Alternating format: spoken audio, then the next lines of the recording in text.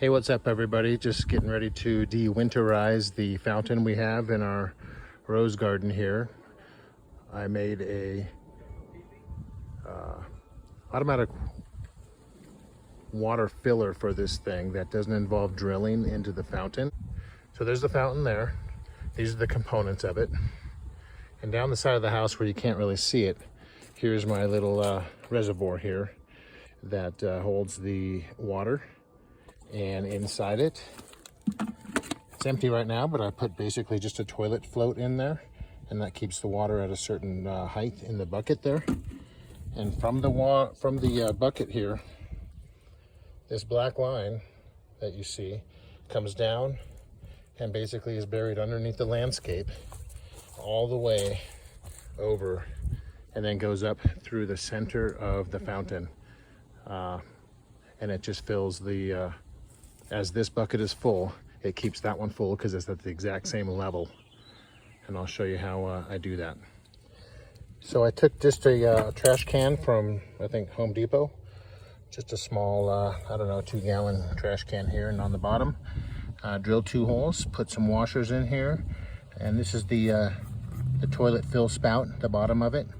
And then here is the, basically I use drip tubing. I believe it's 1/2 inch. And secured it to the other hole at the bottom of the bucket with this washer here so it doesn't leak. And you can see that right down in there. And it's just open all the way down that black tube right here, and it falls it over to the fountain. The fill line for the toilet valve is right here, this silver braided line, and it sneaks around from behind the fence right here and goes in this gray line over here to the faucet. So that's always on, and it keeps the bucket full. So that's what it looks like underneath. The braided line comes up, connects to the bottom side of this bucket here, and it's ready to go on this end to flood, but I'm not going to turn it on yet till I install the drip line to the fountain.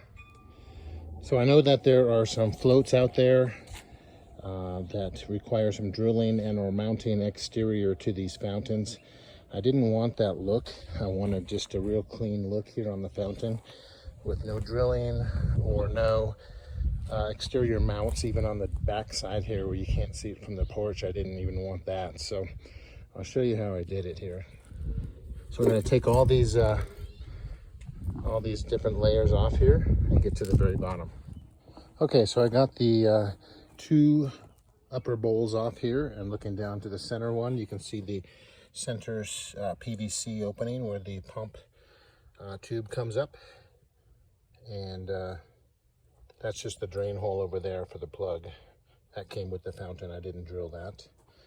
And underneath here, under the bark, what I'll show you is from the tank of water over on the fence, here's that drip line that finally ends up over here. So what I had to do, just because of size, I gated it or reduced it down to drip line.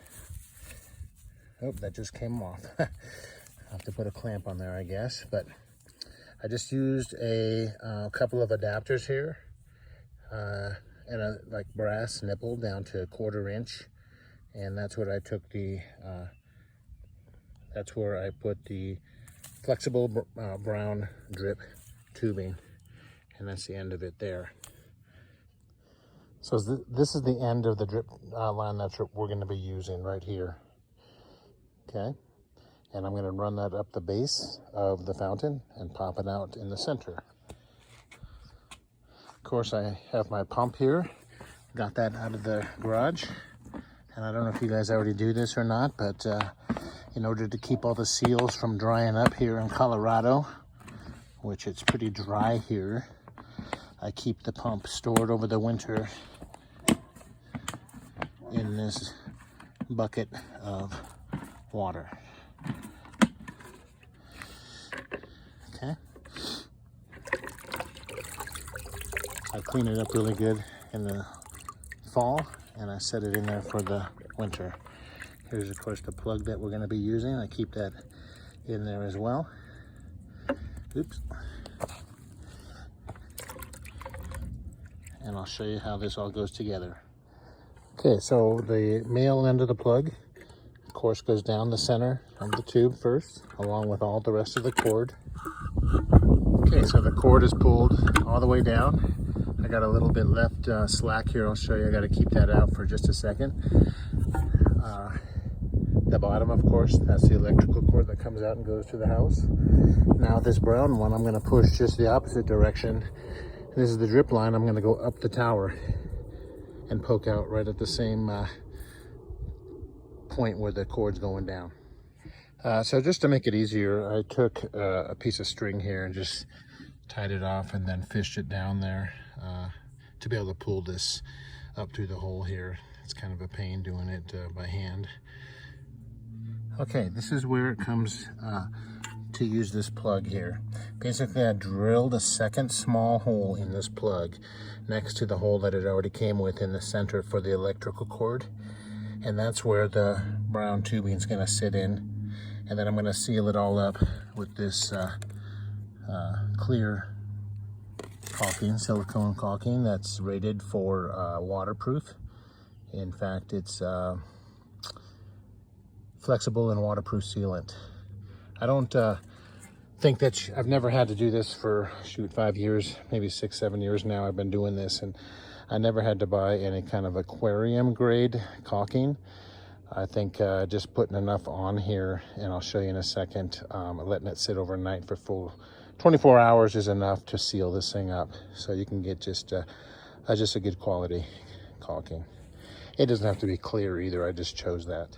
Okay, that's what this looks like before I stuff that plug down into the PVC hole here, nice and tight. So you can see the cord's got, I don't know, 3 inches of slack in it, and then the brown water tubing sticks out about 1 inch, and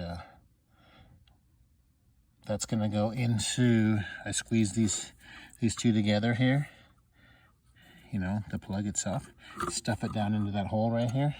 See if I can do it with one hand.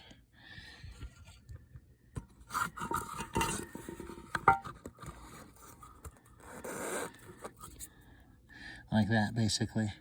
Then I'm going to stuff it another about 1/2 inch down so I can get a layer of caulking on the top.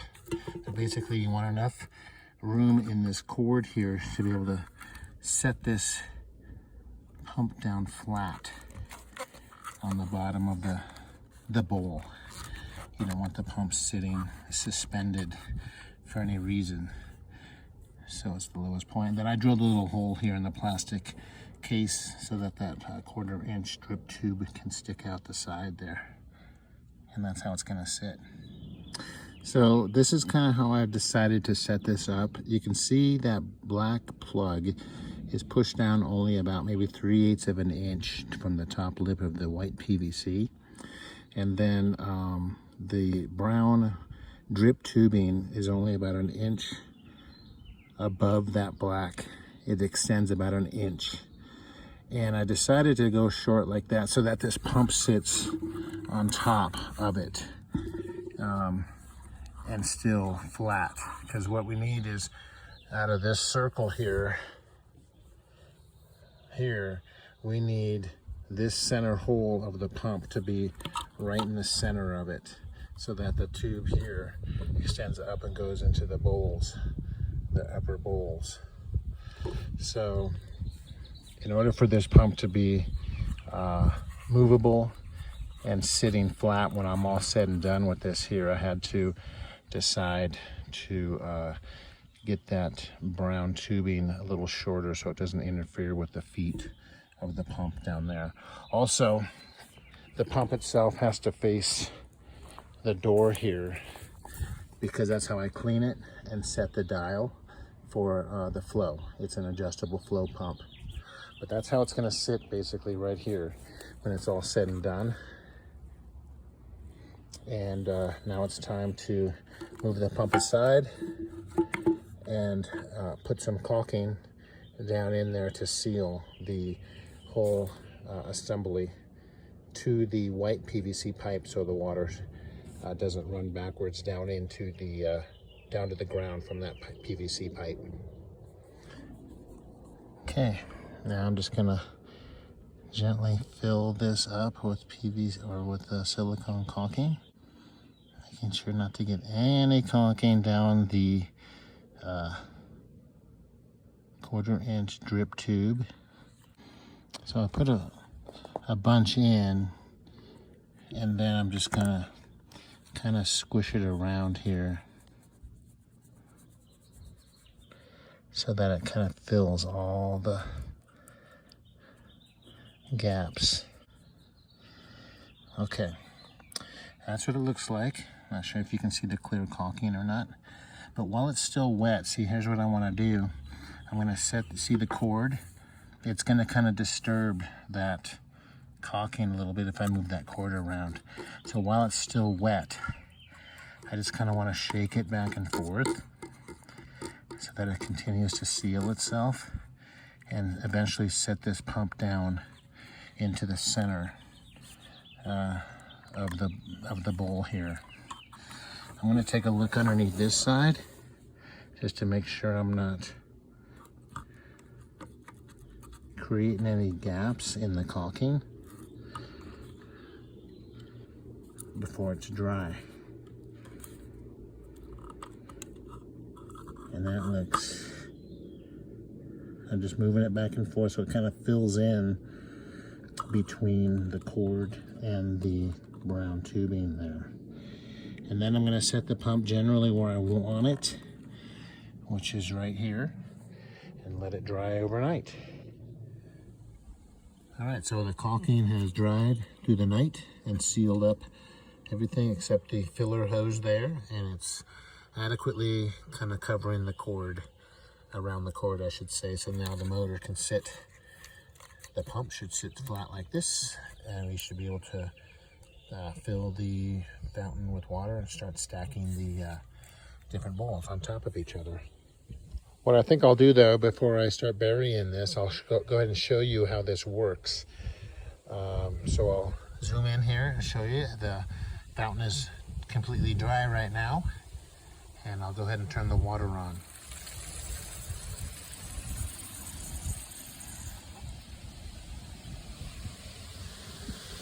All right, so the bucket is now full from me turning on the valve at the garden spigot.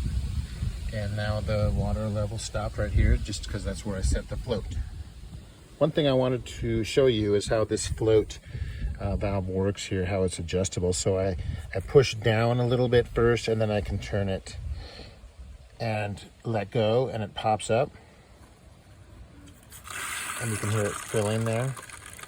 And I could lock it into place at this level, which is too high, or push it down and lock it into place here.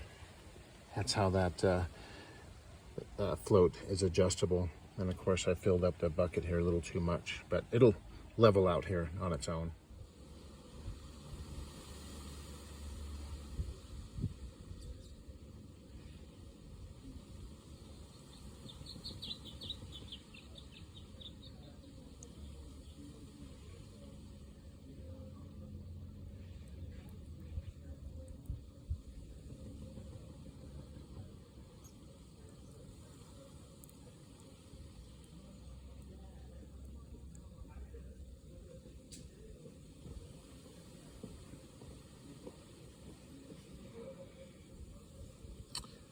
Okay, you can start to see the water coming out of the 1/4 inch tube right there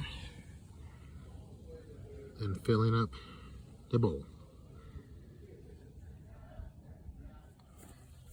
You can see here the water is bubbling up, meaning that it's filling the tube there. It's kind of slow, but it's all done by gravity, so it's going to take a second to have water run down this black tube here and go all the way back to the fountain. But it's happening kind of slow, so we'll go back and check the fountain, see if it's starting to appear on that side. The thing about this is that, you know, we're only talking about wind blowing the water out and or mostly evaporation. happening. So it seems to be slowing at this, or slowly filling at this pace, but this is enough to overcome any kind of evaporation and keep the bowl full. Okay, so I got the fountain hooked up and filled. I used the garden hose to kind of speed up the filling process. But as you can see, everything is leveled and flowing beautifully. And the cord is hooked over here to the house. I put a power switch in here.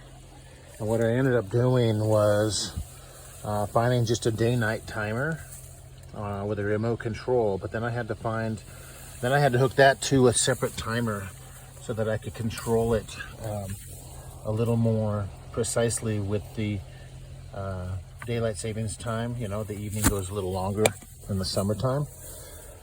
So it's a two-piece deal. I imagine they make new ones now that are all included into one controller, but it's a remote control, one of them was. And so that, you know, during the summer when I'm in the house and I see the wind really picking up, I don't have to run out here and unplug it. I just hit this off switch, because the wind, of course, will be blowing these streams of water out and getting too much water on the ground and emptying the, not really emptying, but just wasting water. So I have this controller, I just hit off and the fountain turns off.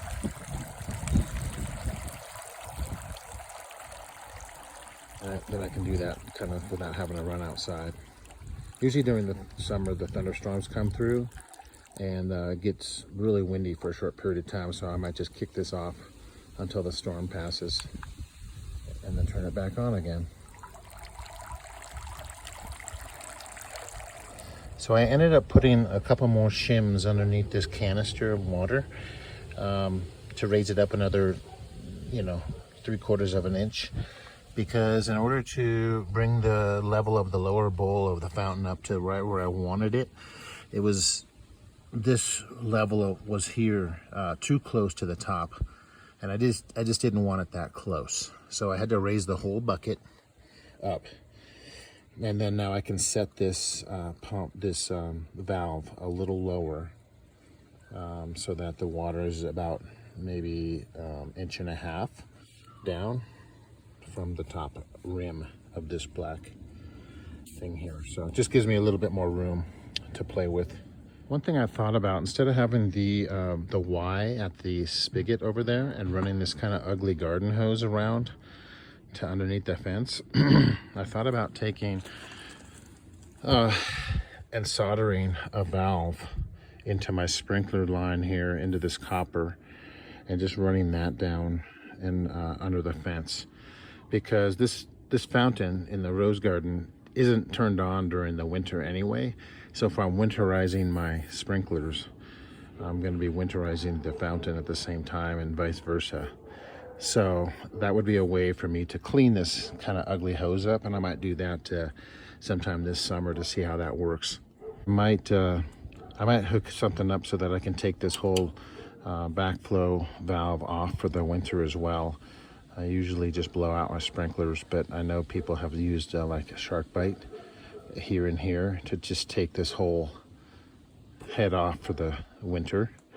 I might do that and then incorporate some sort of a T here to come off of this line and go down and under the fence to my fountain filler.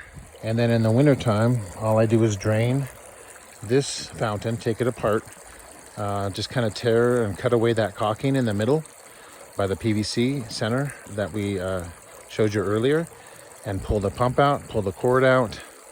I drop that brown 1/4 inch drip line down to the ground over here, because I kind of blow those out anyway. And then I go back over here to the filler and I drain that, unhook it, and I pull that toilet valve out of there. No, I don't actually. I leave that toilet valve in. I just drain it and then unhook it from the spigot. And that's how I winterize it. A little bit of a process, but it really is nice to not have to ever have to worry about filling this up with a garden hose every day, every other day kind of thing all summer long. Okay, I'm gonna go enjoy my coffee. Talk to you guys later.